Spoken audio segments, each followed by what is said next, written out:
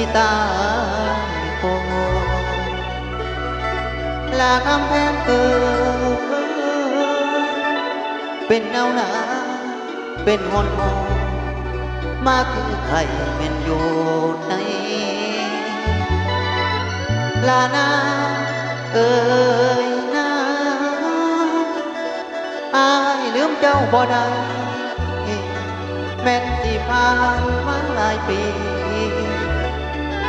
กายก็บ่เคยหนีเรื่องเดิมเดิมแต่เขาของโคนั้นวันเดือนปีสิหมุนยา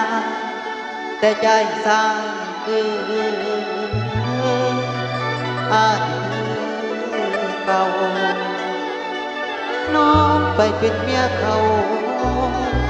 อายนั่นเงาอยู่บ่แลมันเป็นเบ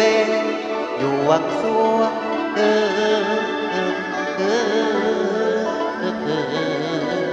เดโนโน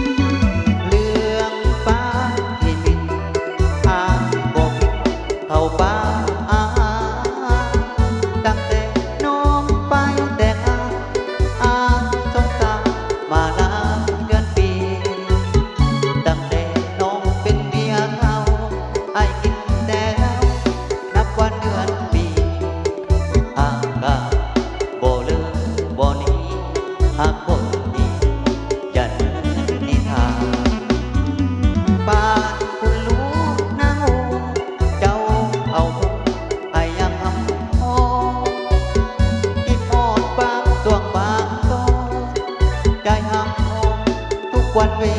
ลาสิขาอายกายงตาคือมาหักลาเทดีกะนาเจ้าเอากายังของข้าสวรรค์บนฟ้าบ่เห็นได้ไปอยู่คนละกันอายกะนับสองเป็นสองลา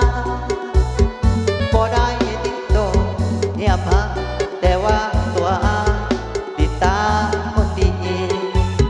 ติดตามทุกความเคลื่อนไหว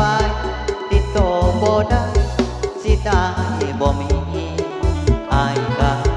แต่เจ้าสาธิ